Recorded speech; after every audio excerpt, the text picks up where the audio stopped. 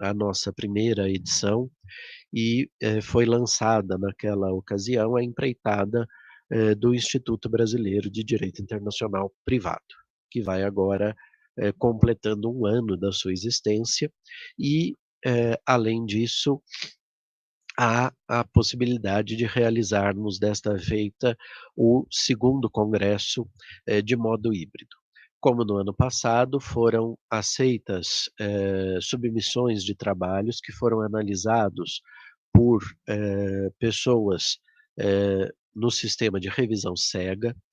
Dessas, inscrições de trabalhos, foram selecionados diversos que serão apresentados, nas sessões vespertinas, a partir de hoje e até quinta-feira, e como aconteceu no ano passado, eles foram reunidos em volumes temáticos que estão disponíveis em formato Kindle, na amazon.com.br e também, com a possibilidade de impressão sob demanda.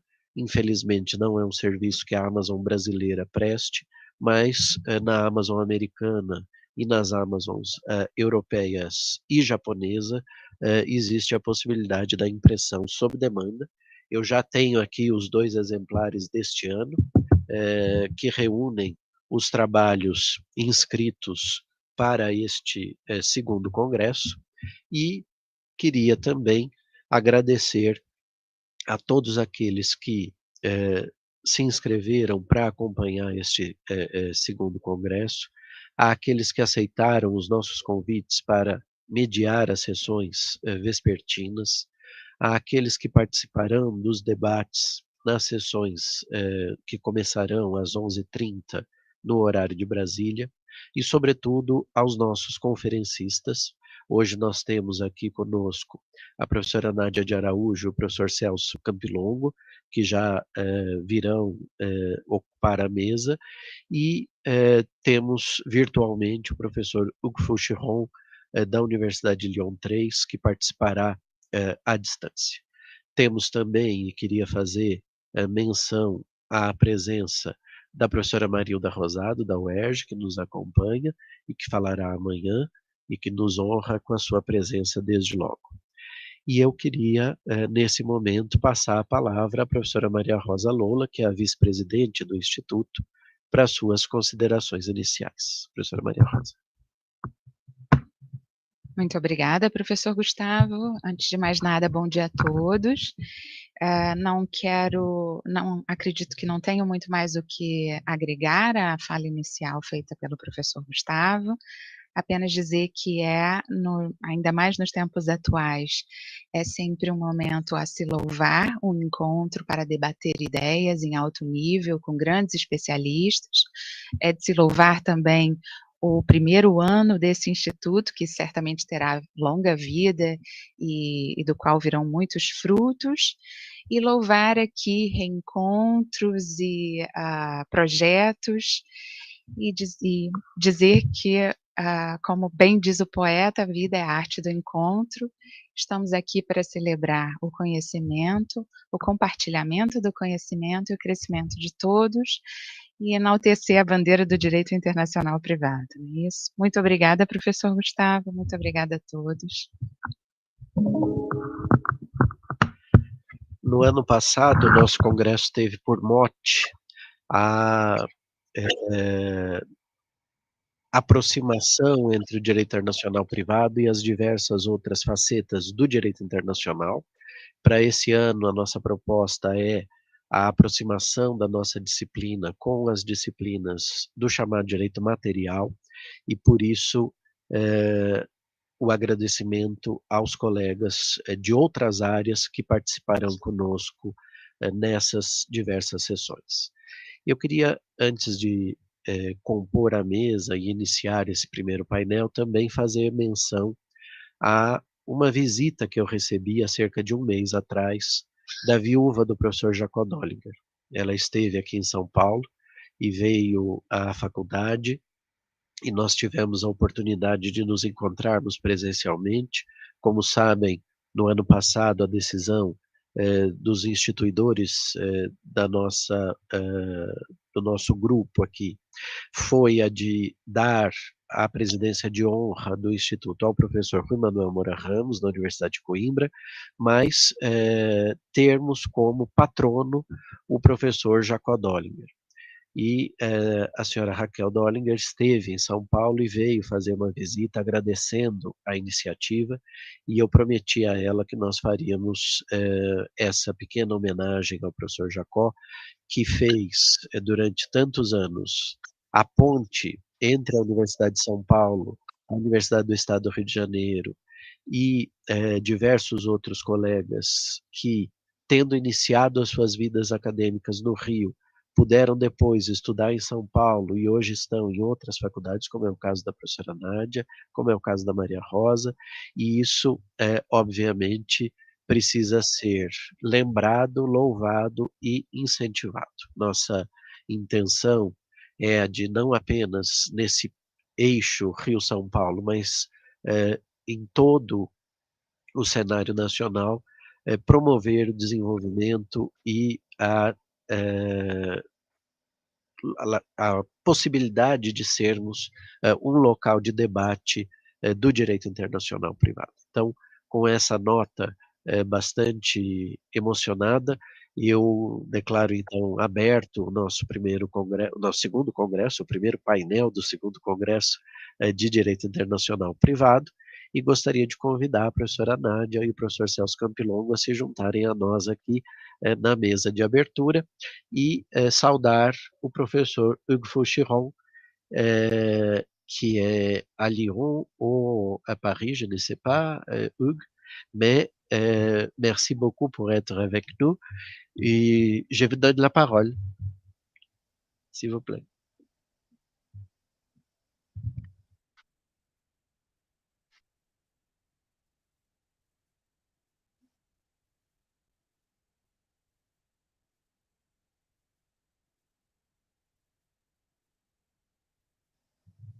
Hugues?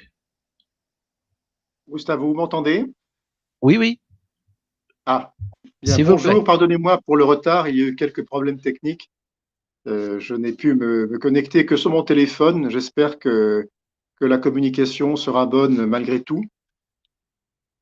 Merci beaucoup. Combien de temps me donnez-vous? 20 à 25 minutes. Oh, dans ce cas-là, je serai largement dans les temps. D'abord, je voudrais dire comme je suis heureux de participer à ce congrès, à ce deuxième congrès. Je dis bien deuxième parce que vous savez qu'en France, on distingue le second et le deuxième. Et là, j'espère que c'est le deuxième, c'est-à-dire qu'il y aura un troisième, un quatrième, autant que nous pourrons en avoir dans la suite des temps. Et je remercie en particulier le professeur Gustavo pour m'avoir invité et surtout pour organiser cette très belle manifestation. Vous m'avez demandé donc de dire quelques mots du projet que nous sommes en train de construire ensemble sur la globalisation des sources, en prenant comme exemple de globalisation le droit international privé. Alors, c'est un projet de recherche commun qui a été construit par la faculté de droit de Lyon et par la faculté de droit de São Paulo, donc sur cette idée de globalisation des sources du droit. C'est un projet interdisciplinaire qui associe des privatistes, des publicistes, des internationalistes, des comparatistes, des historiens et des théoriciens du droit. C'est un projet de recherche global sur les sources du droit aujourd'hui. Je vais donc essayer d'en présenter les grandes lignes et d'en montrer les enjeux dans un domaine particulier qui est donc celui du droit international privé. Et j'espère que ce que je dirai intéressera les spécialistes de la matière qui sont présents aujourd'hui et leur donnera envie de rejoindre l'équipe de recherche. Donc, 2 temps dans cette présentation. Je commençais par préciser ce que l'on peut entendre par le phénomène de globalisation des sources, avec les enjeux de cette recherche. Et ensuite, second temps, j'illustrerai la problématique dégagée dans le champ donc, du droit international privé. Donc, premier temps, quelques mots sur le phénomène en lui-même, le phénomène général de globalisation des sources du droit. Quelques mots donc sur l'objet et sur les enjeux de la recherche. S'agissant de l'objet, dans une première approche, on peut définir le phénomène de globalisation des sources du droit comme étant l'utilisation par le législateur ou par le juge national, le juge européen ou international, mais aussi par des juridictions ou par des organisations internationales permanentes, ad hoc, pénales ou autres, ou encore par des organismes publics ou privés chargés de réguler telle ou telle activité transnationale, ou bien encore par des opérateurs privés transnationaux. Donc l'utilisation passe de différents acteurs, publics ou privés, de normes d'origine et de nature diverses, mais qui, en toute hypothèse, ne sont pas produites dans le cadre du système juridique dans lequel ces différents acteurs interviennent. Des normes que l'on pourrait appeler, mais le terme est ambigu, des normes externes par rapport à ceux qui sont appelés à les mettre en œuvre. Externes en ce que ces normes dépassent le système juridique auquel ces différents organismes appartiennent. Alors pour les acteurs publics, législateurs au sens large ou juges, il s'agira donc pour eux d'utiliser des sources législatives ou jurisprudentielles communes, c'est-à-dire des sources à dimension universelle, des normes de l'ONU par exemple, des conventions internationales à vocation universelle ou des jurisprudences de juridiction internationale, utiliser également des sources législatives ou jurisprudentielles appartenant soit au système global dans lequel ces organismes, ces organisations sont plus ou moins intégrées. Par exemple, le juge français va se référer à la jurisprudence de la Cour de justice de l'Union européenne. La Cour européenne des droits de l'homme ou la Cour de justice vont se référer aux droits de l'Union en général et à la jurisprudence de la Cour en particulier, ou alors à la jurisprudence constitutionnelle de tel ou tel État partie ou de tel ou tel État membre, ou bien encore, pour prendre l'exemple du Brésil, le juge brésilien va se référer aux arrêts de la Cour interaméricaine des droits de l'homme. Il peut aussi s'agir de l'utilisation de sources législatives ou jurisprudentielles internationales ou nationales qui relèvent d'autres systèmes ou ensembles normatifs. Par exemple, la Cour européenne des droits de l'homme va se référer à la jurisprudence de la Cour interaméricaine des droits de l'homme et réciproquement, bien sûr. Ou encore, va se référer à des normes privées, par exemple des régulations sectorielles mises en place par telle ou telle organisation professionnelle ou par une entreprise transnationale. Bien sûr, il y a l'arbitrage. Donc ça, c'est pour les acteurs publics. Pour les acteurs privés, il s'agira de construire, lorsqu'ils vont construire des codes ou des guides de bonnes pratiques, ils vont le faire en empruntant à des sources nationales, régionales ou internationales, ou encore à des sources provenant d'autres organismes qui eux-mêmes ont été chargés de réguler tel ou tel secteur de l'économie, en matière économique, ou bien en matière de sport, par exemple, ou bien se référer à des sources, à des normes privées, règles sectorielles, etc., dont elles vont ainsi en fait conforter la valeur normative. Donc voilà, c'est ce que l'on peut appeler donc, de façon générale, le phénomène de globalisation des sources, donc l'utilisation de sources appartenant à d'autres systèmes ou bien appartenant à des systèmes privés quand on est un système public, quand on appartient à un système public ou inversement. Alors, quels sont les enjeux de cette évolution de notre droit? C'est donc tout l'objet du séminaire, d'analyser à la fois le phénomène en lui-même, avec ses différentes manifestations, et au-delà, d'analyser l'impact sur la construction de la norme, sur la façon dont on construit aujourd'hui une norme, que ce soit une norme légiférée ou une norme jurisprudentielle. Construction aujourd'hui qui se fait non seulement par référence aux normes internes, c'est-à-dire aux normes du système juridique pour lequel et dans le cadre duquel on intervient, ou dans le cadre duquel, pour lequel ces normes sont construites, mais aussi par référence à des normes externes, c'est-à-dire des normes appartenant à d'autres systèmes juridiques ou à d'autres ensembles normatifs transnationaux, par exemple des normes régulant une activité économique ou un secteur d'activité, ou bien encore en se référant à des normes émanant d'organisations internationales au sens plus classique du terme. Donc, le premier champ d'étude, c'est la façon dont se construit aujourd'hui la norme, et au-delà, la façon dont on doit penser aujourd'hui la norme. Donc, ce qui amène, si l'on s'intéresse au juge, par exemple, à réfléchir à la façon dont le juge raisonne aujourd'hui, en fonction à la fois des normes appartenant à son système, au système au nom duquel il intervient, mais aussi à des normes extérieures à ce système, normes internationales ou normes d'autres émanant d'autres juridictions ou d'autres législateurs étrangers.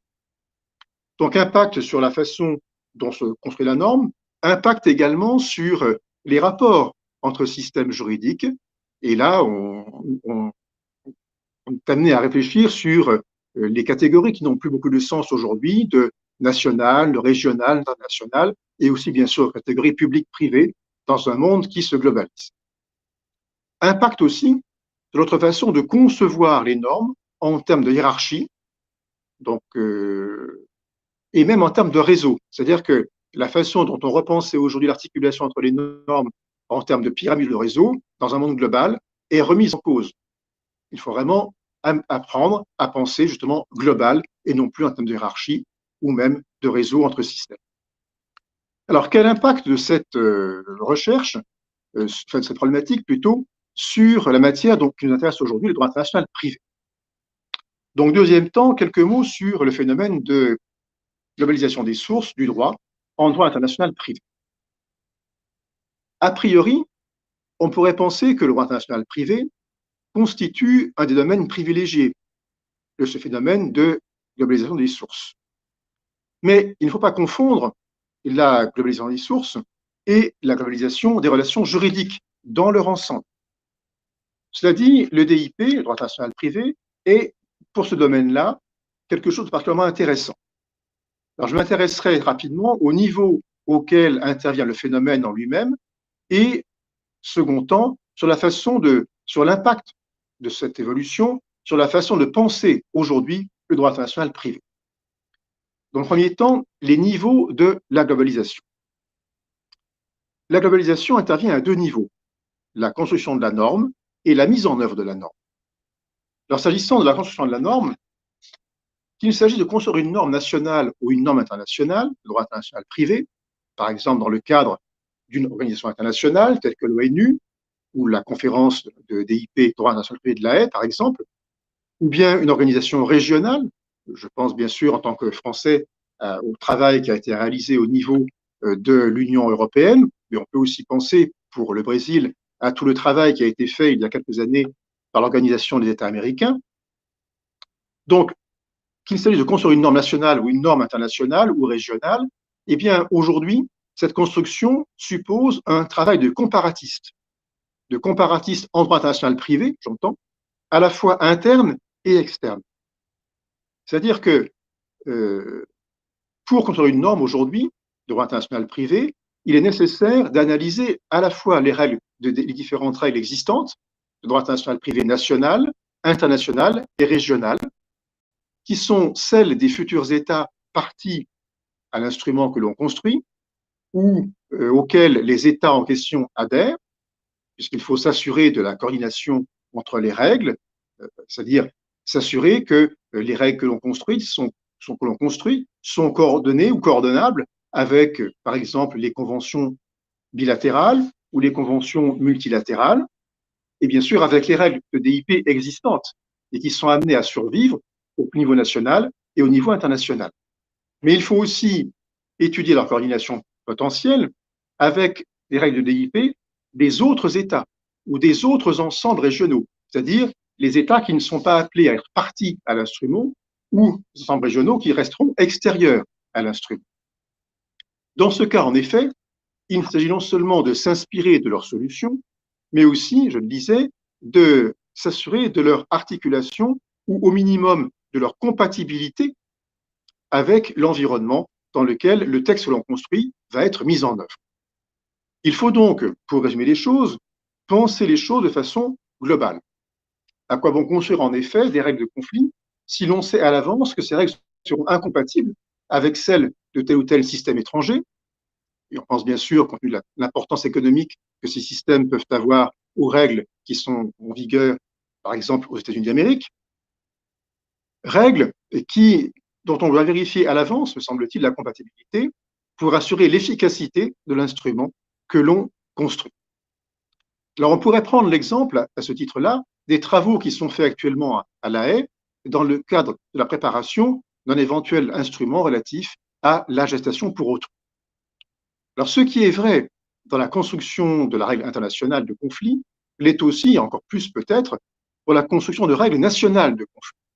Et ce travail de comparatiste, mais de comparatiste de droit international privé, me paraît un travail indispensable lorsque, comme en France aujourd'hui, on se prépare, on se lance dans un travail de codification du droit international privé, travail de codification qui est donc largement abouti, puisque un projet de code de DIP a été présenté, en tout cas rendu public ces derniers temps, mais ce travail suppose effectivement que ce travail de codification suppose que l'on vérifie que les règles qui vont être adoptées soient bien compatibles, articulables avec les autres systèmes de droit international privé coexistants dans le monde.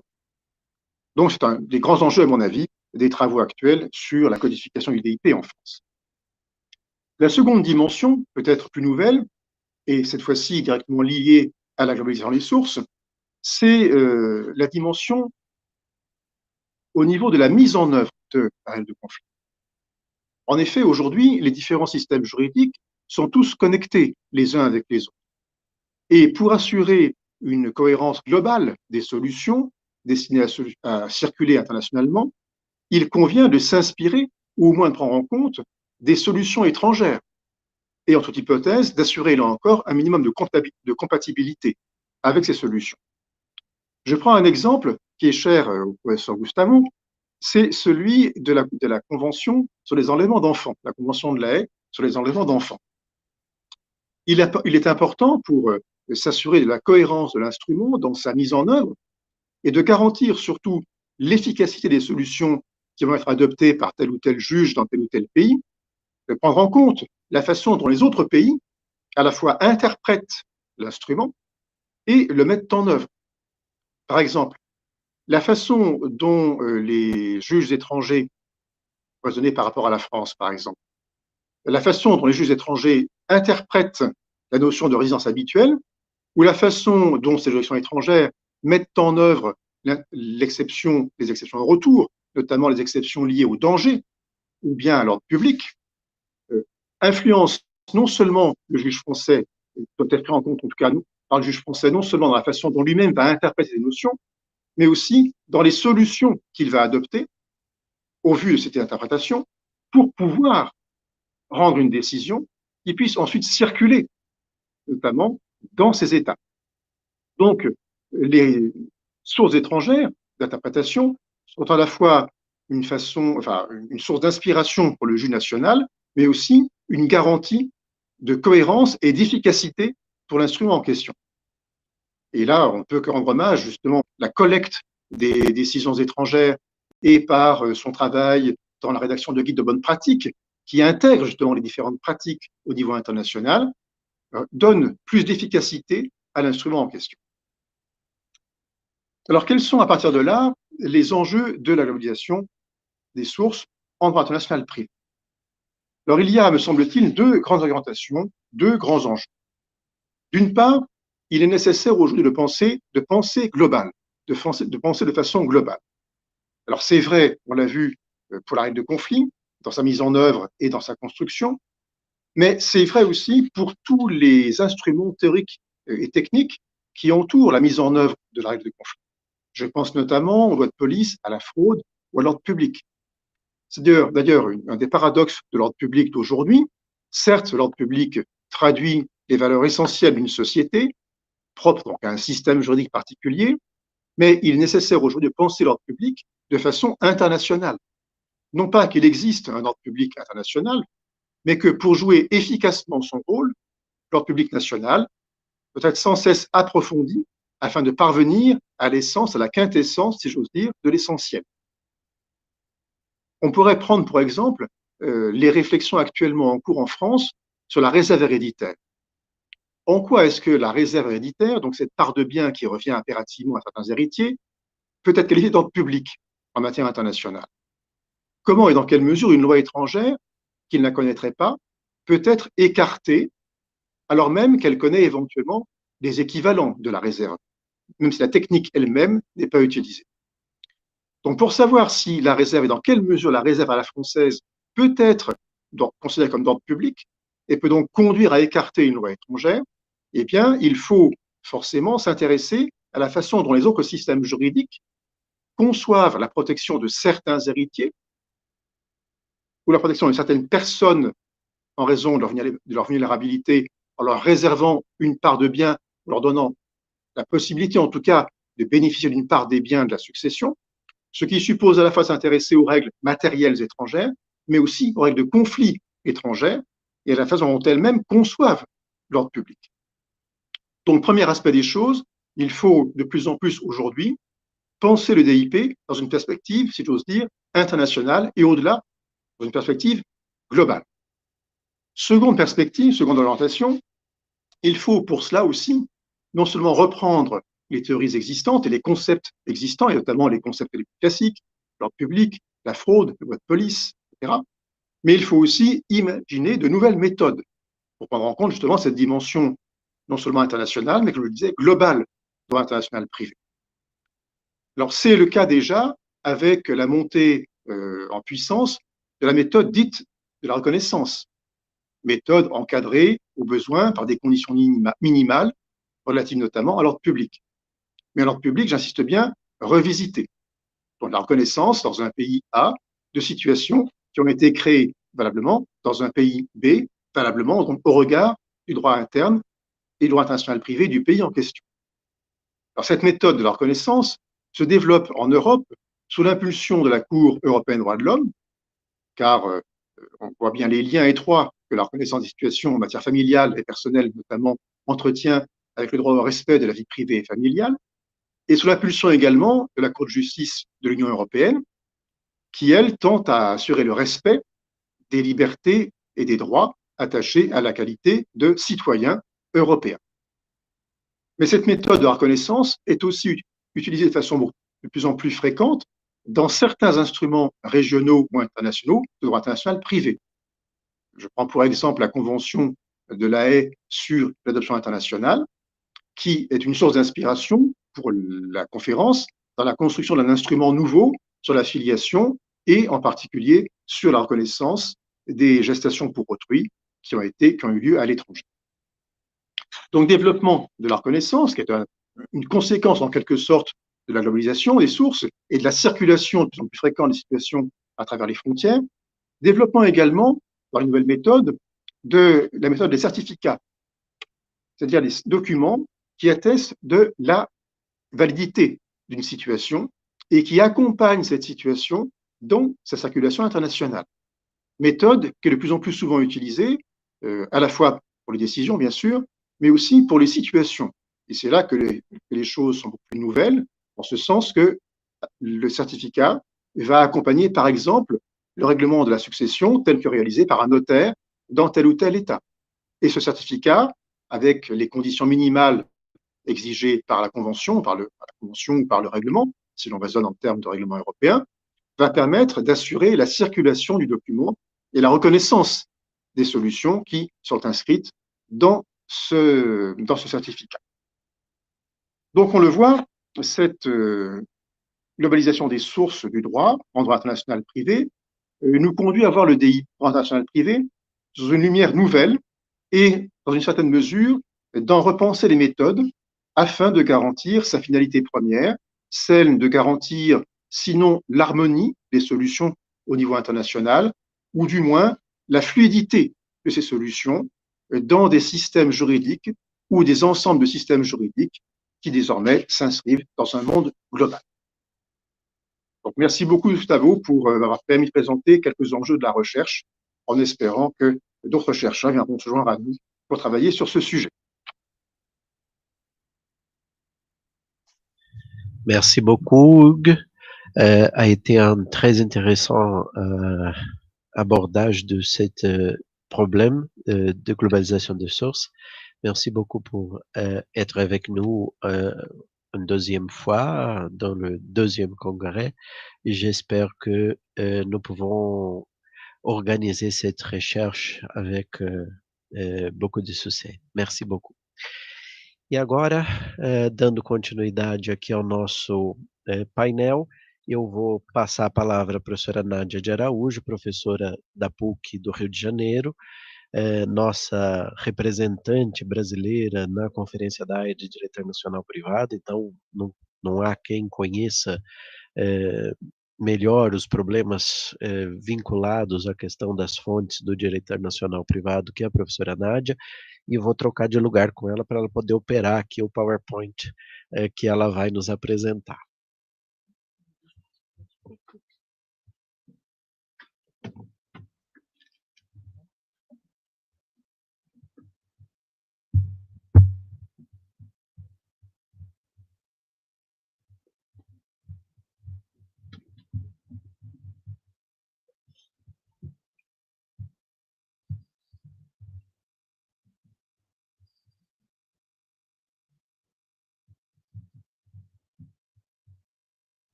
Obrigada.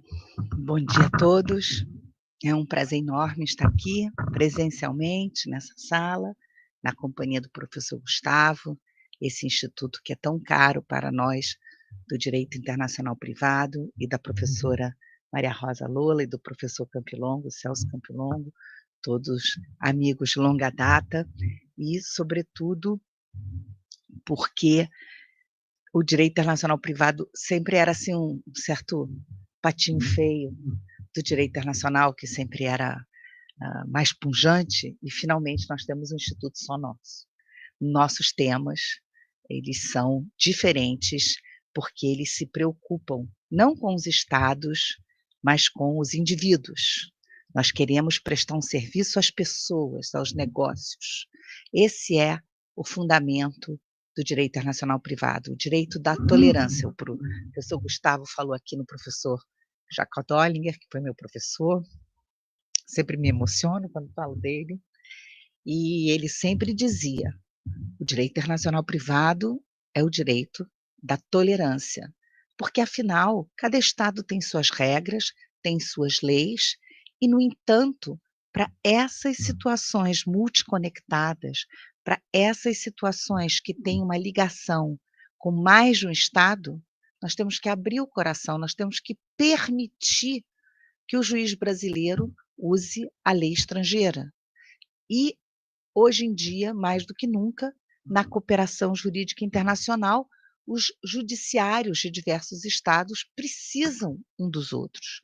Há diligências, há sentenças que precisam ser reconhecidas, que precisam viajar. Então, tudo isso nos faz cada dia mais próximos dessa ideia da tolerância. Porque, se cada um achar que só vale o seu direito, só vale as suas regras, não há direito internacional privado.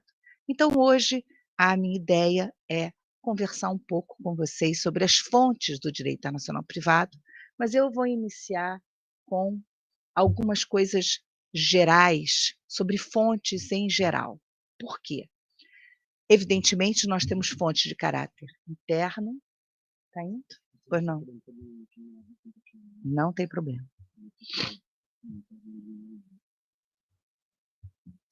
Nós temos fontes de caráter interno, e essas fontes são gerais às outras disciplinas, a lei, a doutrina, a jurisprudência, mas temos muitas fontes de caráter internacional.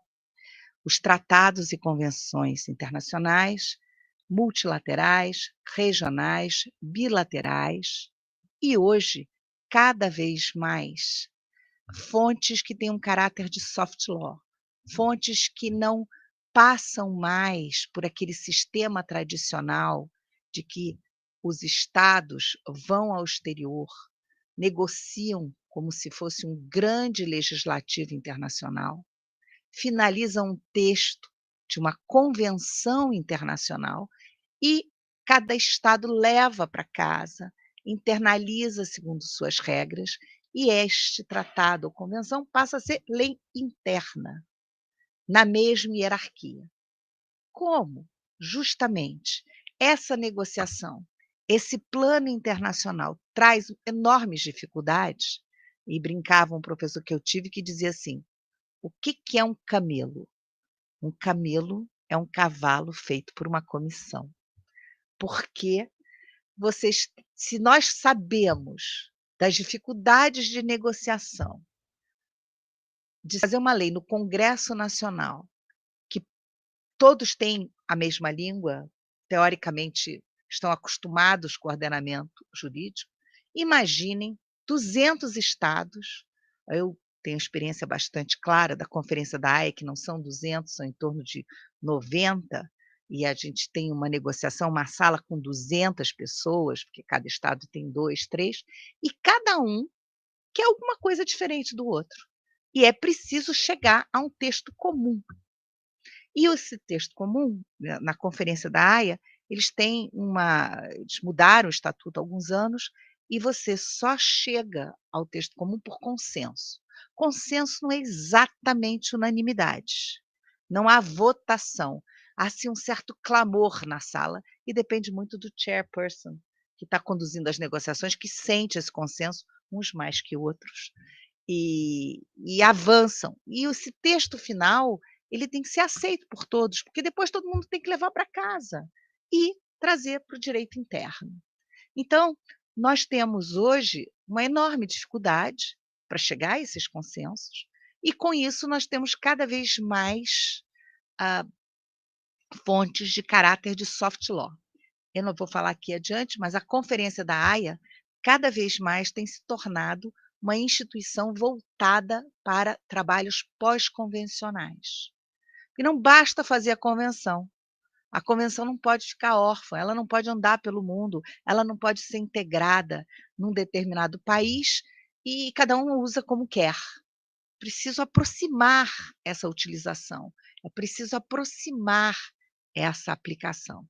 E com isso, eles têm feito esses guias de boas práticas, o professor Pucheron citou aqui o Guias da Haia, eu gosto muito também de falar que nós hoje somos impactados pela internet em todos os lados, mas a internet também nos trouxe muitas fontes de origem primária importantes. Tem uma dúvida? Vai direto no site da Conferência da Haia, hcch.net, está tudo lá. Você pode, inclusive, navegar o site em português, é só trocar a língua ali em cima, não é tudo que está traduzido. Talvez vocês estranhem o português, porque é um convênio com Portugal, às vezes a gente vê umas palavras assim que não são do nosso dia a dia. Mas navegar o site em português é possível. E todo o material está ou em inglês ou em francês. Com isso, os guias práticos estão lá à disposição de todos. Então, na Constituição, temos regras em leis esparsas, a doutrina e a jurisprudência. A jurisprudência também é menor do que em outras áreas, mas a doutrina tem um papel fundamental como orientador da jurisprudência.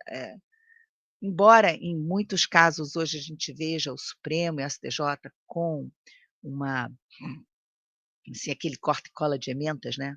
A gente lê a emenda, vai ler o acórdão para ver o inteiro, o teor não tem nem teor nenhum, tem nada que tenha um teor melhor, tem mais emenda. Mas no direito internacional, nesses casos mais complexos, a gente vê a doutrina sendo utilizada. E, vejam, algumas convenções, e o Brasil faz parte de muitas, nem sempre estão em vigor em todos os países com os quais nos relacionamos. E como nessas áreas há lacunas importantes do direito brasileiro, da lei, não é incomum que se utilize essa convenção como se doutrina fosse, porque ela vale para 2, 3 países, mas não tem nada. Um exemplo clássico disso é o Código Bustamante. Agora está quase centenário, né? Ele é um idoso Código de Bustamante, que ele é de 1928. Então, o Código Bustamante, que foi essa proposta de se ter um código inteiro de direito internacional privado, mais de 400 artigos, muita coisa não é tão recomendável, mas, no que diz respeito à prova e aplicação do direito estrangeiro, artigos 408 a 411, O Código de Bustamante tem regras que nós não temos no Código de Processo Civil. Então, e há uma jurisprudência antiga do Supremo que permite essa aplicação, e não há dúvida que é muito bom poder ter uma norma que nos auxilie nesse momento tão delicado que é como o juiz brasileiro, que é obrigado por lei a utilizar o direito estrangeiro, vai saber que direito é esse. E onde é que isso está mais surgindo? Assim, o grande revival da aplicação pura do direito internacional privado, da aplicação da lei estrangeira a um caso nacional, é na Convenção da Haia de Sequestros Menores. Porque, e também falou o professor Hugo, tem que olhar o direito de onde veio a criança para saber qual é o direito da guarda daqueles pais ou não, para até saber, pelo artigo 3º, se ele tem ou não o caso da convenção. E aí nós podemos nos socorrer das regras do Código de Bustamante para saber como será feita essa prova. Então, apesar dele ser bastante antigo, ele nos traz muitas boas direções para esses casos. Nós temos tratados e convenções, eu já disse aqui que é uma questão difícil de você chegar a um consenso internacional para uma convenção. Na Conferência da Haia, nós temos menos países, mas na ONU hoje são 200 estados. Imaginem a quantidade de tradições jurídicas, de interesses para se chegar a um consenso. Então, de uns anos para cá, nós temos visto o nascimento de um novo tipo de tratado. Porque o tratado e a convenção tradicional são lei.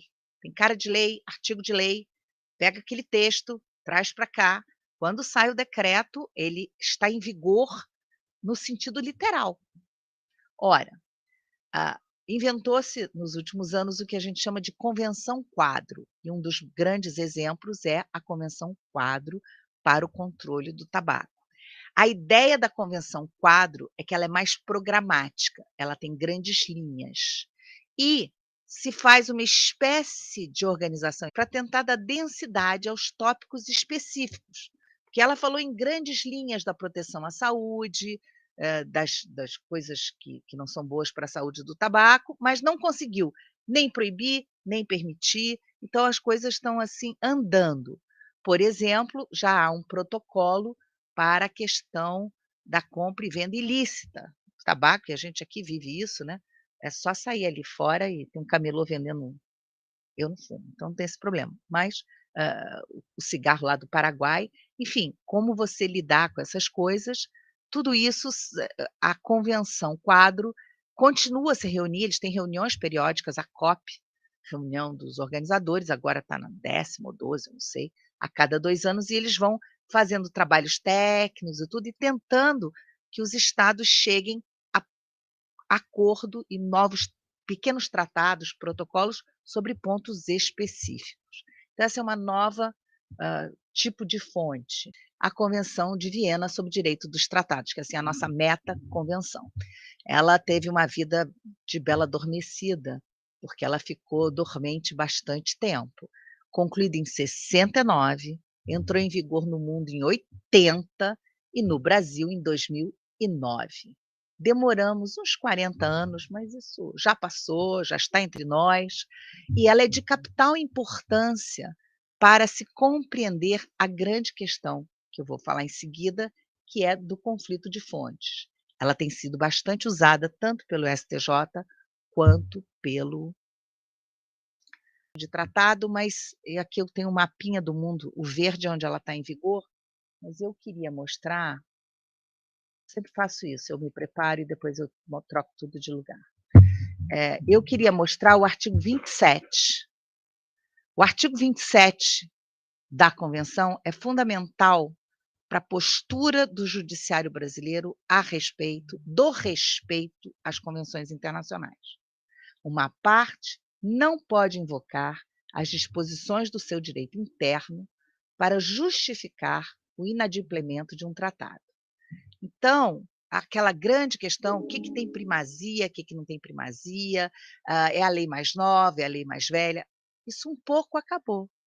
Porque hoje, se o Brasil adota um tratado, coloca esse tratado no direito interno, ele não pode dar para trás. Ou então denuncia, tem um mecanismo próprio, que é o mecanismo da denúncia. Se você tiver uma denúncia, você resolve o seu problema. Então, por que não denunciar o tratado, se for o caso? Voltando aqui aos meus, ainda estamos aqui nas fontes, as principais iniciativas internacionais, tanto globais quanto regionais, que interessam ao direito internacional privado, são a Conferência da Haia, a UNCITRAL, o UNIDROIT, e a Europa tem uma série de regulamentos novos, eles estão cada vez mais com um DIP federal, por assim dizer, né? Regras comuns de direito internacional privado entre os países da União Europeia. E aqui na América Latina, nós tivemos as CIDIPs, as conferências de direito internacional privado especializadas, que fizeram um trabalho um pouco espelho da Conferência da Haia. Lá no começo do século XX, havia assim, essa ideia de cuidar de tudo ao mesmo tempo. Não foi possível. A Conferência da Haia trabalha, como eles chamam, piecemeal, eles trabalham por temas. Então, você tem uma série de convenções de família, você tem adoção, sequestro de menores, alimentos, você tem uma série de convenções processuais, obtenção de prova, apostila, acesso à justiça, citação, sobre regras para testamento, sobre regras para regime matrimonial, por temas. E, nos anos 70, quando esse trabalho começou na América Latina, porque havia um desejo de reformar o Código de Bustamante, e isso era uma tarefa muito hercúlea, eles também foram por temas e acabaram fazendo um pouco de convenções espelho sobre temas que a Haia já tinha tratado. Por quê? Porque nessa época, a América Latina participava muito pouco da Conferência da Haia. Foi a partir de 2000 em diante que a gente vê a Conferência da Haia passar de ser uma organização, sobretudo europeia, com mais Estados Unidos, Canadá, Japão, com os 36 membros, para o que a gente vê hoje, que é uma conferência que tem 80 ou 90 países. Então, se abriu um leque maior e a América Latina entrou na mente dos últimos projetos, sobretudo as duas últimas grandes convenções internacionais, a de alimentos, que está em vigor, e a de sentenças estrangeiras, de 2019, que ainda não está em vigor. As convenções da Haia, hoje, presentes no direito brasileiro, são 7, são na área de família, adoção, alimentos e sequestro de menores, na área processual, apostila, obtenção de prova, acesso à justiça e citação. Então, a gente hoje está muito presente nesse dia a dia da convenção e da conferência. O que a conferência tem feito de mais interessante são justamente esses trabalhos pós-convencionais, que trazem essas fontes de um caráter mais de soft law. A Conferência da Haia tem essa técnica de enviar questionários para as partes, de fazer análise desses questionários e disso saírem novos guias de boas práticas. Por exemplo, no caso da Convenção da Haia de Sequestro de Menores, nós temos o Guia de Boas Práticas, que saiu agora no ano passado, o 5º, do artigo 13.1b, da exceção de grave risco, que causa muita polêmica e é aplicado de forma muito diversa nos países que aplicam a convenção, e a conferência quer que os países caminhem numa direção mais uniforme. Mas reformar a convenção é muito difícil, então o guia auxilia. O guia também é feito com todos. Há reuniões sobre isso, então também se ajustando a esses guias à medida que eles são feitos. Então, nós chegamos aqui à segunda parte da minha exposição sobre, afinal, você tem uma convenção internacional.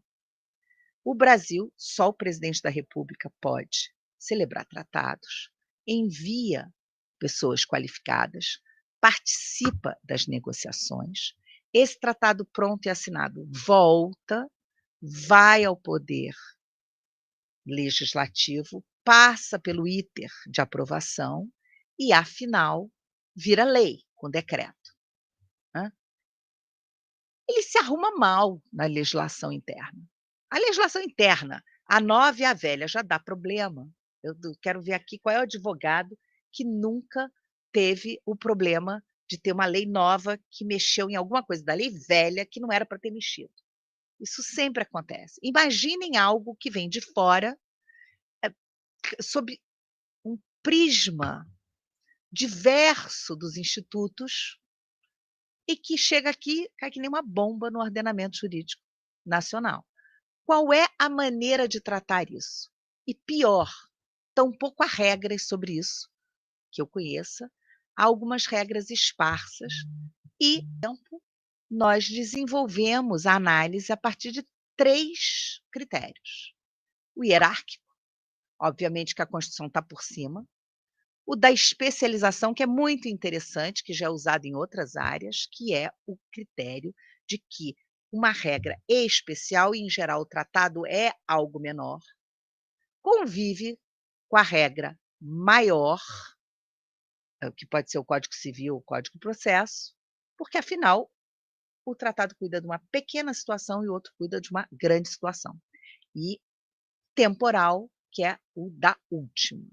Sempre nós tivemos, e agora nós temos, na questão hierárquica, o parágrafo 3º do artigo 5º, que deu aos tratados de direitos humanos uma hierarquia constitucional, porque eles são equiparados às emendas constitucionais.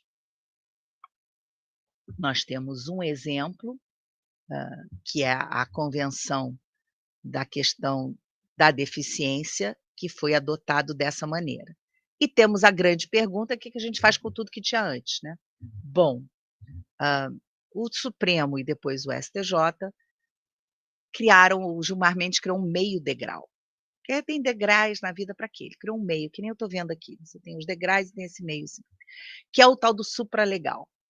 Então, você tem a lei ordinária, a Constituição, e tem ali no meio, ele encaixou esse supralegal, que é a ideia de que os tratados de direitos humanos são um pouco mais do que a lei ordinária, mas ainda são menos que a Constituição. Eu podia falar aqui uma manhã inteira sobre esse assunto, eu vou pular para o que eu quero falar, que eu estou vendo aqui o meu relógio, tem mais uns minutinhos, que é o artigo 13 do CPC. Eu ainda chamo de novo, mas eu já até, na edição do livro, já estou até tirando. O novo CPC, gente, é de 2016, já não é mais novo. Eu ainda chamo o Código Civil do novo Código Civil, e já tem 20 anos, porque eu estudei no outro, sempre fica essa questão. Então, o artigo 13 do CPC, no meu entender, trouxe uma norma importante para os conflitos entre tratados e convenções da área de processo civil, que envolvem toda a área de cooperação jurídica internacional, que é a prevalência do critério da especialidade, porque ele diz: a jurisdição civil será regida por essas normas, ressalvadas as disposições específicas previstas em tratados, convenções ou acordos internacionais de que o Brasil seja parte. E eu ainda incluo nessa ideia a questão de estar isso em conformidade com o artigo 27. Não diz o artigo 27 que a gente não pode dizer que o que aconteceu fora não vale para dentro? Se você entrou em um tratado, se você se obrigou no plano internacional e o trouxe para o ordenamento interno, não pode vir com essa desculpazinha: eu tenho uma lei que eu esqueci, eu tenho uma lei ali que não está indo bem com esse tratado. Não, acabou. Então, o artigo 13 nos traz essa tranquilidade e aí é um gancho para tudo que a Maria Rosa vai dizer, que é a nossa grande especialista em cooperação, no sentido de que, hoje, as normas de cooperação jurídica internacional obtidas e que entraram no ordenamento jurídico brasileiro através de tratados e convenções, e eu citei as da Haia, mas tem também as convenções da CIDIP, tem várias processuais que a gente usa todo dia, elas têm, ao menos entre os signatários, sobre outras regras do ordenamento jurídico brasileiro. E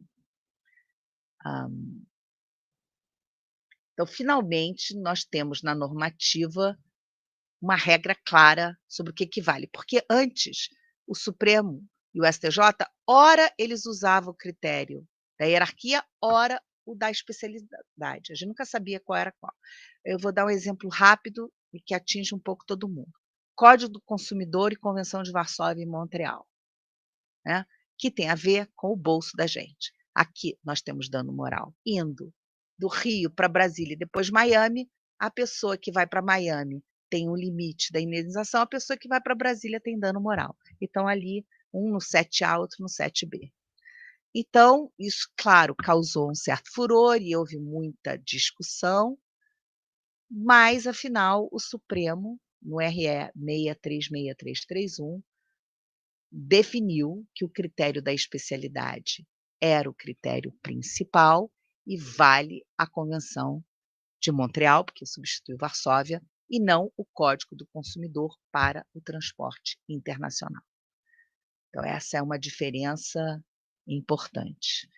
Eu não quero me alongar demais, como eu disse, há temas aqui que a gente pode continuar a debater, e agradeço a paciência de vocês, estou muito feliz de estar aqui de volta, e com isso eu encerro a minha palestra. Obrigada.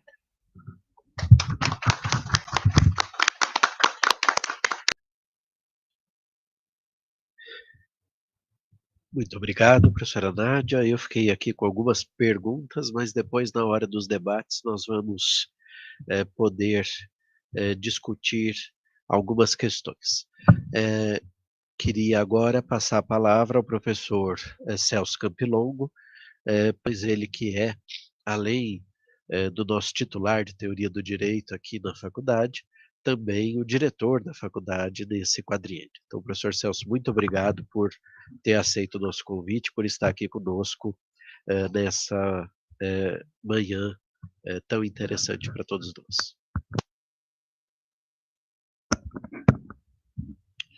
Bom dia a todos, muito obrigado, professor Gustavo. É um prazer enorme poder participar deste segundo Congresso de Direito Internacional Privado, especialmente na nossa faculdade. É motivo de orgulho. Eu gostaria de começar dando boas-vindas a todos que acompanham este evento.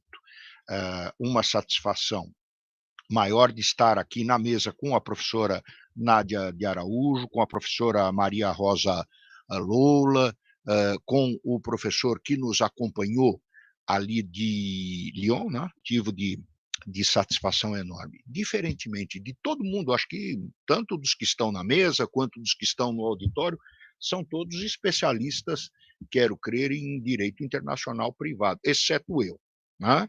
Eu não sou um especialista na matéria. O professor Gustavo falou, professor de teoria do direito, leciono filosofia do direito, sociologia do direito, mas nunca lecionei direito internacional privado. Então, um amador, se comparado a vocês, que são os verdadeiros especialistas na matéria.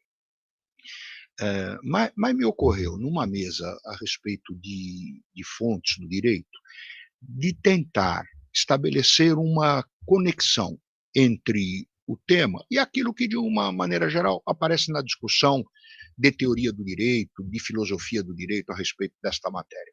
Praticamente não há tratadista a respeito do tema fontes do direito que não comece pela classificação, pela separação entre aquelas que seriam as fontes sociais do direito e depois as fontes formais do direito, Depois outras classificações, fontes de direito interno, fontes de direito externo, e normalmente o tratamento que se dá para os teóricos do direito, mas não é muito diferente daquilo que se faz também no direito internacional privado, parte dessas premissas. Eu vou tomar como mote da construção do meu argumento, problemas que na sociedade contemporânea estão relacionados às fontes do direito com reflexos para o direito internacional. Eu vou tomar como mote um debate mais do que centenário, um debate de 1913, 1914, muito conhecido, muito famoso, é possível que muitos de vocês conheçam este debate. Ele não tinha, naquele momento, o foco de direito internacional privado, mas não é difícil a gente estabelecer estes vínculos, que eram famoso, dentre os vários famosos debates em que se meteu o Hans Kelsen, no debate do Kelsen com o Eugen Ehrlich. O Ehrlich escreveu um livro muito importante chamado Fundamentos da Sociologia do Direito, e logo que saiu este livro, o Kelsen, que naquela época era um jovem professor, estou falando do início do século passado, o Kelsen não era o Kelsen, enfim, que a gente conheceu ao longo do século XX, ainda que já fosse um jurista conhecido, não chegava aos pés da projeção que ele ganhou ao longo do século XX. E o Kelsen morava em Viena, era professor da Universidade de Viena. E o Ehrlich era professor num lugar do então Império Austro-Húngaro chamado Bucovina, um lugar considerado pobre, sem o refinamento de Viena, não tão cosmopolita, mas com um microcosmos muito peculiar, um lugar multiétnico, multirreligioso, multicultural, sobreposição de várias línguas, uma situação muito diferente daquela que se encontrava em Viena. O debate é muito mais sofisticado do que o pequeno exemplo que eu vou trazer aqui para vocês.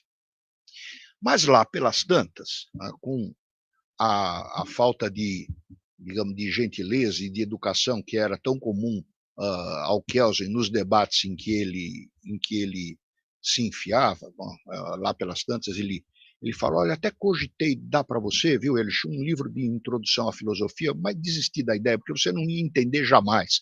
Coisas desse tipo, o Kelsen muito grosseiro no debate. Mas num dos textos, são alguns textos do Kelsen, as réplicas do Ehrlich. Num dos textos, o Ehrlich traz um exemplo que tem muito a ver com a questão da pluralidade das fontes, a identificação das fontes, ou esta contraposição entre o monismo jurídico e o pluralismo jurídico, o monismo das fontes ou a pluralidade das fontes. O Ehrlich faz o seguinte réplica ao Kelsen. Olha, vocês aprovaram aí no Congresso, em Viena, no parlamento vienense, o Império Austro-Húngaro aprovou um código civil que tem a seguinte disposição. Né? O salário do empregado pertence ao empregado. Ele recebe o envelope com o salário e aquilo é integralmente direito do trabalhador, direito do empregado. Pois eu vou lhe dizer, fala o Ehrlich ao Kelsen, o que acontece na Bucovina. Os filhos da Bucovina recebem o envelope com o pagamento e sequer abrem o envelope. Levam o envelope para casa, se morarem com os pais, evidentemente, e em 100% dos casos, todo mundo entrega o envelope aos seus pais. Qual é o direito vigente? É isso que vocês aprovaram no Código Civil, que dispõe de maneira completamente diversa daquilo que acontece na prática da Bucovina. E o Kelsen não é o único argumento dessa réplica do Ehrlich, mas o Kelsen rebate a este ponto dizendo o seguinte: bom, então é assim, né, que acontece na Bucovina. Agora, se um filho da Bucovina, né, que receber o envelope de pagamento, ao invés de entregar para o seu pai, né, resolver abrir o envelope, ou tem que entregar o envelope para o filho, porque o salário pertence ao empregado e o empregado é o filho, não é o pai, não é o chefe de família. Sabe o que vai acontecer? Quando chegar aqui na sofisticada Viena, quando chegar no Tribunal de Viena, os juízes de Viena darão razão ao filho da Bucovina que reclamou desse costume. Então, o que é o direito? O direito é o que dizem os tribunais em Viena, ou o direito é o que se pratica entre os filhos da Bucovina? Vamos deixar de lado a situação dos filhos da Bucovina e vamos projetar esta discussão para uma situação de globalização econômica, de internacionalização das relações sociais. Tem até um livro do Gunther Teubner que tem exatamente este título. O nome do livro é A Bucovina Global. Ele está se referindo lá à Bucovina do Ehrlich e tentando ver como, em relação ao direito comercial, ao direito falimentar, ao direito aeronáutico, ao direito da concorrência, ao direito desportivo, como é que isto vai se transcorrer numa sociedade globalizada. O mote do Teubner é o velho debate entre o Kelsen e o Ehrlich. Os exemplos que eu trarei aqui, eles não são, propriamente, do ponto de vista formal, não posso falar em direito, nos vários exemplos que eu trarei aqui, especialmente se eu adotar uma postura mais próxima ao Kelsen, ao positivismo jurídico, enfim, não estou falando de direito, não posso reconhecer os exemplos que eu trarei aqui como fontes do direito. A capacidade de se valer pela força física ou pela força econômica, né, vêm revestidos de uma característica, ainda que eu não possa dizer, por exemplo, que eu já vou trazer já, que isso seja direito, que seja uma fonte de direito, são práticas sociais, como a dos filhos da Bucovina, são práticas sociais que criam vínculos de enorme eficácia e revestidos por uma característica que muitos juristas identificam como a principal característica do direito, que é a força coercitiva, né? Mas que acabam, digamos, distorcendo ou entrando em conflito, não com o Código Civil aprovado em Viena e a prática social da Bucovina, mas que acabam entrando em conflito com a pau das fontes do direito, que é a Constituição.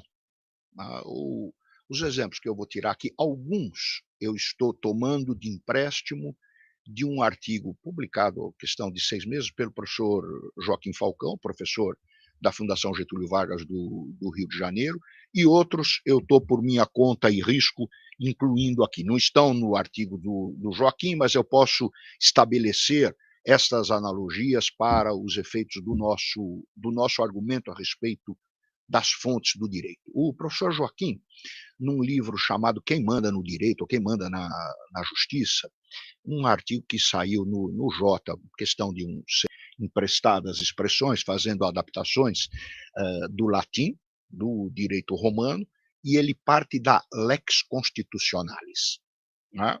Que seria o direito constitucional, a fonte por excelência do direito. E vai dizer, estão enganados aqueles que imaginam que a norma constitucional, que a lei constitucional, seja a única, a principal, a mais importante fonte do direito. Ela compete com algumas outras. E, em alguns casos, compete em desvantagem. Isto afeta exatamente essa força coercitiva de se impor pela força física ou pelo poderio econômico.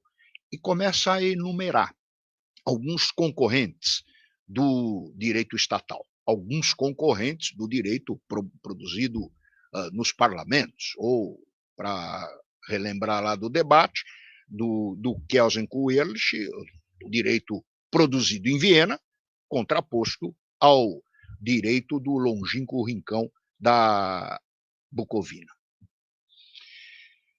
E o Joaquim Falcão vai dizer, olha, por exemplo, um competidor muito afiado da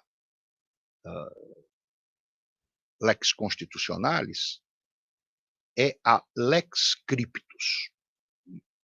As criptomoedas, o uso de inteligência artificial, tudo isto possui uma capacidade de interferir no mundo dos negócios muito disruptiva, muito inovadora, mas que talvez possa se apresentar como uma fonte do direito alternativa em relação ao direito estatal, ao direito constitucional. É um forte mundo dos negócios privados, de modo particular. Isto é direito? Não é direito? Isto é uma prática próxima dos filhos da Bucovina e não o direito aprovado no parlamento? Tenho toda uma discussão a respeito disso. Mas eu tenho aqui um elemento que não pode ser ignorado, não pode ser desprezado. Além disso, vai dizer o professor Joaquim Falcão, eu tenho também a Lex Dólar. O quanto a dolarização mundial, a utilização do dólar como um padrão monetário internacional, o quanto isto interfere no mundo, uma fonte decisiva para a solução de diversos conflitos de direito privado, inclusive, e de direito internacional privado, pela força internacional que tem o dólar. Ou então, vai dizer o seguinte, além da Lex Cryptus e da Lex Dólar, eu tenho também uma, se é Lex ou não, outra discussão. Para todas elas vale a mesma ressalva. A Lex Milícia ou a Lex Tráficos. O que vale, muitas vezes, não é o direito estatal, não é o direito constitucional, o direito penal. E se eu considerar que o crime organizado tem esta faceta transfronteiriça, essa faceta internacional, a Lex Tráficos. O tráfico é uma prática ilícita internacional. E o tráfico vinculado às milícias que também possuem desdobramentos internacionais, no caso do crime organizado, vai levantar o professor Joaquim Falcão a suspeita de que esse tipo de lex, entre aspas, concorre, tem a força econômica e física para concorrer com o direito estatal. É fácil fazer a projeção para o mundo transfronteiriço, para o mundo internacional, mas se eu ficar no âmbito doméstico, a gente percebe isso na periferia das grandes cidades. Mesmo entre nós, esta competição entre a Lex Tráficos, a Lex Milícia e o direito penal, o direito estatal, ela se faz presente de uma força também entre nós.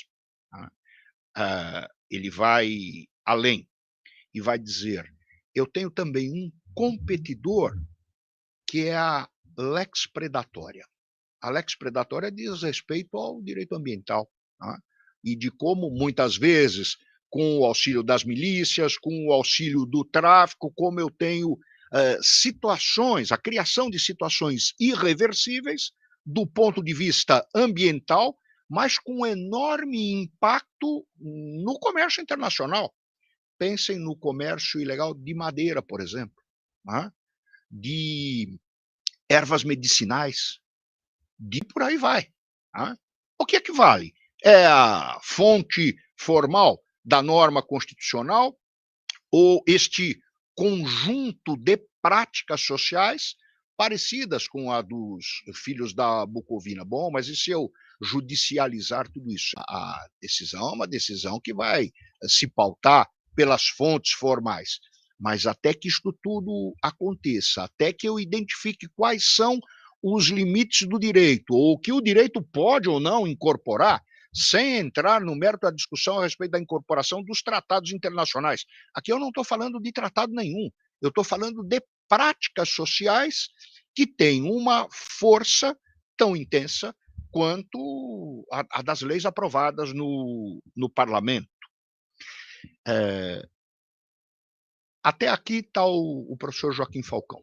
Não estou falando nada diferente do que disse o Joaquim. Nós poderíamos eventualmente acrescentar, por exemplo, a lex mercatória, talvez tivesse um papel análogo a esse para a prática do comércio internacional. E acho que, apesar dele não mencionar, ele tem, evidentemente, isto em mente. Né? Claro, não tenho na lex mercatória esta caracterização de condutas ilícitas, como no tráfico, ou como na predação ambiental. Mas nós podemos mencionar outros fatores, também com capacidade de interferir na dinâmica das fontes, não apenas do ponto de vista social, mas também do ponto de vista formal. Pensem em algo que eu vou chamar aqui de lex vírus, e pensando particularmente no vírus da Covid. O quanto a Covid, a surpresa, o risco inesperado de um vírus de abrangência global interferiu nas relações privadas, econômicas, tá? Com uma força para a suspensão dos negócios, para a revisão dos contratos, para a definição de qual é a jurisdição competente, o quanto uma surpresa indesejada e inesperada, quanto o vírus da Covid interferiu relativizou muitas destas fontes. E nós podemos mencionar um outro, já que estamos no campo do vírus, mas não vou chamar de lex vírus, eu vou chamar de lex viralis, né? Que tem a ver com a sociedade da viralização. O quanto uma informação falsa tem uma capacidade de viralizar internacionalmente e interferir em dinâmicas de direito público e de direito privado que vão até ao ponto de interferir na escolha dos governantes. Né? Isto tudo reunido, isto tudo significa, no âmbito das fontes do direito, de uma forma geral, mas também nas fontes do direito privado, do direito internacional privado, isso significa todas essas criptomoedas, o dólar, o tráfico, a predação, o vírus, a viralização da informação, tudo isso tem dimensão transfronteiriça, tem dimensão internacional e interfere, evidentemente, na discussão a respeito das fontes do direito. Então, o que me ocorreu, a pretensão de fazer este brevíssimo comentário na presença dos especialistas em direito internacional privado, foi trazer estes exemplos, mostrar como eu tenho situações de fato que interferem na dinâmica das fontes do direito de uma forma geral, mas também do direito internacional privado. É muito mais uma provocação de quem não é especialista do que propriamente o discurso de quem é técnico e que conhece de verdade o direito internacional privado. Muitíssimo obrigado, professor Gustavo, e sucesso para este encontro, para este... Professor Celso, eu tinha certeza que a opção que a diretoria do Instituto fez por essa temática, vinculando as questões do direito internacional privado com o olhar externo, com o olhar daqueles que não são propriamente da nossa disciplina, seria bastante enriquecedor. Hoje, no Valor, há uma notícia sobre o papel que o judiciário interno pode ter porque o Tribunal de Justiça de São Paulo mandou escrevemos sobre o papel da OMS e o impacto que as normas da OMS teriam na evolução do direito no âmbito da pandemia. Tudo isso reapareceu aqui nesse momento. Então, muito obrigado pela sua participação no nosso congresso. A gente está muito aberto à comunidade, que é pequena, né, Nádia, do direito internacional privado, está sempre muito aberta, pequena, próxima, amiga, está sempre muito aberta a ouvir os colegas de outras áreas para que nós consigamos desempenhar esse giro com as diferenças culturais e com as questões ligadas à incidência da normativa internacional e estrangeira, e não só, também a normativa das comunidades, as normativas, vamos dizer assim, tradicionais, e que estão todas muito presentes na nossa dinâmica. Então, nós temos agora um tempinho para debates. Eu vi que o Olavo tinha levantado a mão para fazer uma pergunta para a professora Nádia, então eu só vou pedir que você venha aqui e use o microfone, Olavo, porque senão o pessoal que está em casa não consegue acompanhar, por favor.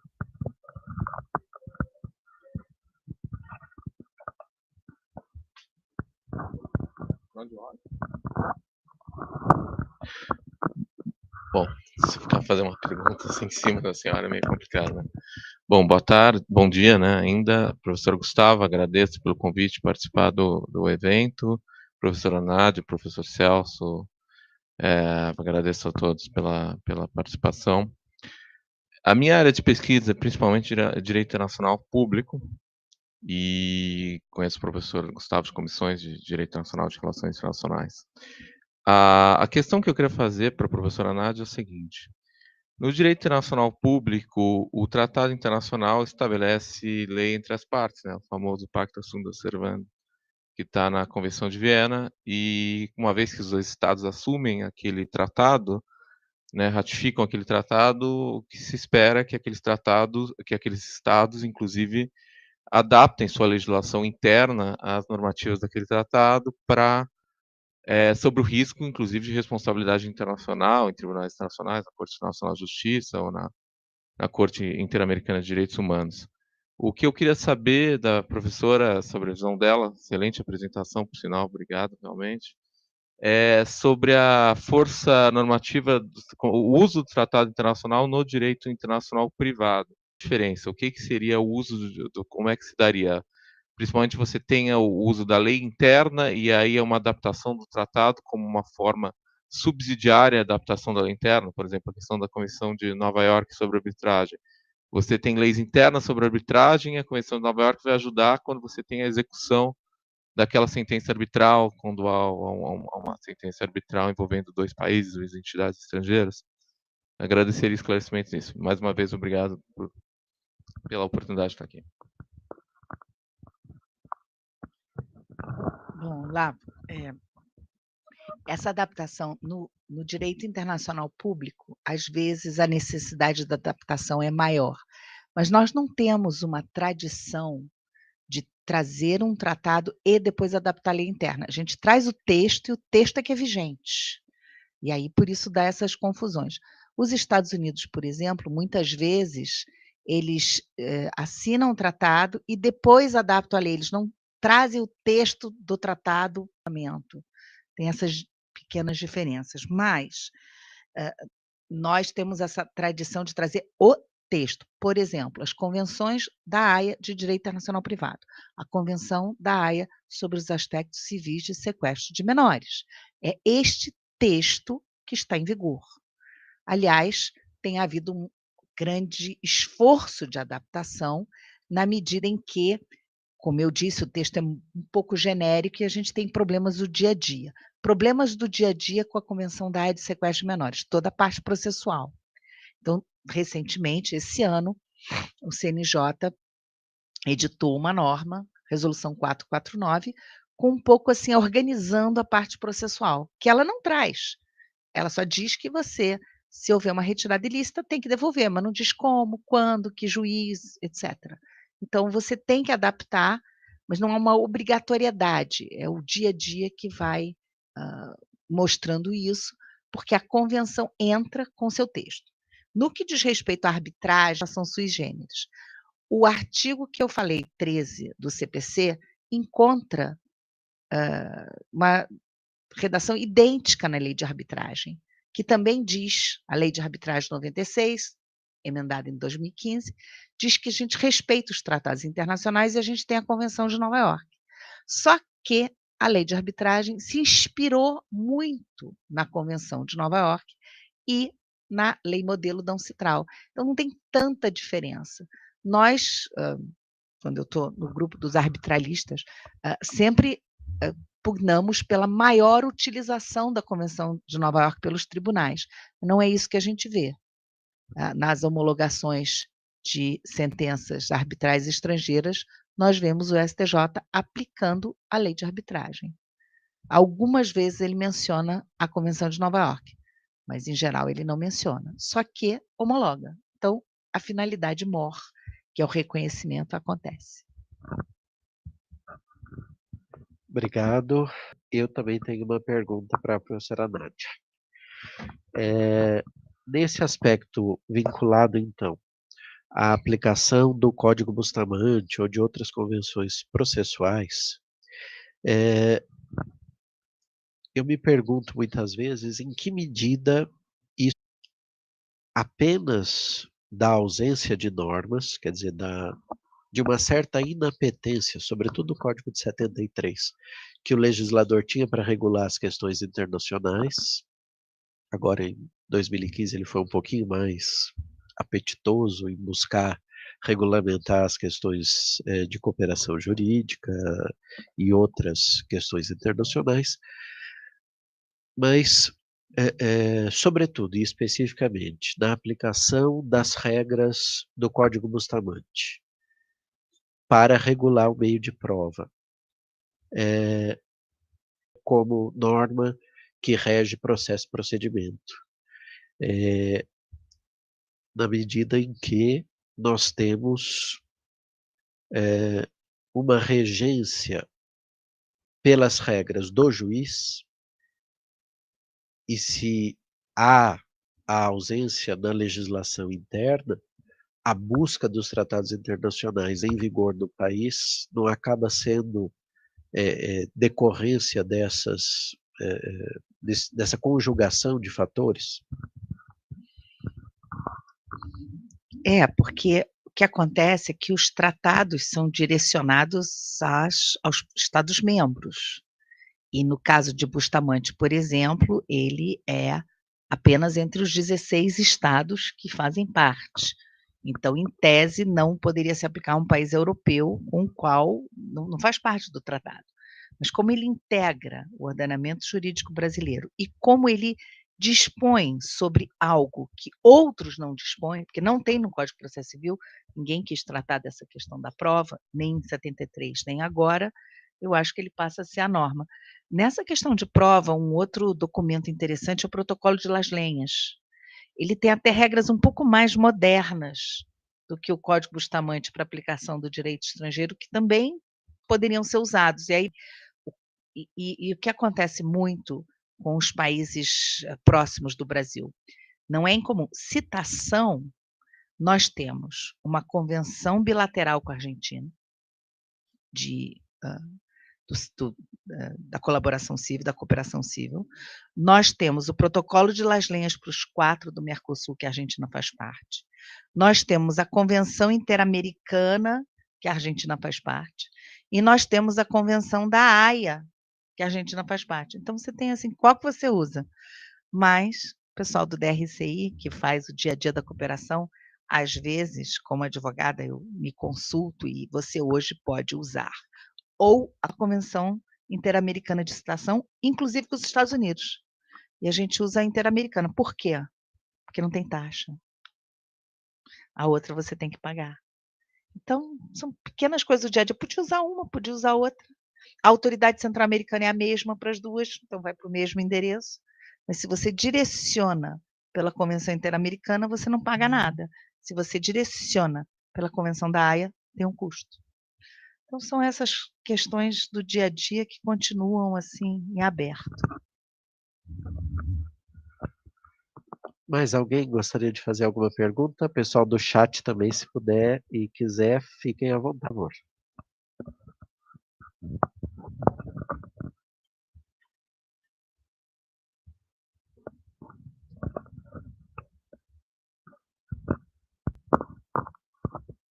Bom dia a todos, cumprimento a mesa e os presentes. Eu não poderia deixar de registrar minha alegria de hoje, e queria comentar 3 pontos. Primeiro, estar em um congresso significa, quando nos tornamos disponíveis, uma oportunidade incrível de assistir aos próprios colegas. Eu não sei se isso se passa com todos, mas infelizmente na correria da vida acadêmica, às vezes eu nem consigo assistir às aulas dos próprios colegas da UERJ, não temos oportunidade. Então, eu acho que o que a Nádia comentou, o mérito dessa iniciativa do congresso, o ano passado eu tive uma viagem, não pude, então eu, apesar de ser colega e amiga da Nádia há décadas, é um prazer ouvi-la todas as vezes. Então, eu tenho uma perguntinha para ela. E depois eu queria também saudar e cumprimentar o professor Campilongo, tão modesto, e trouxe tantas contribuições interessantíssimas nas suas reflexões. Então, a Nádia, eu queria perguntar, eu distribuí aos alunos sempre, no debate de conflito de fontes, depois eu parei de fazer isso, que eu inventei outras atividades para esse tópico do nosso programa lá da UERJ. Eu distribuía o artigo do professor sobre o monismo moderado, analisando os casos paradigma clássicos, o artigo da Nádia sobre o dualismo moderado, porque sempre podia gerar alguma polêmica, e o artigo do Gustavo Belenboim, dizendo, o professor Gustavo é constitucionalista e administrativista, e, no entanto, ele migrou também para essa reflexão do DIP. Aí eu queria saber, a Nádia, se ela fosse fazer uma atualização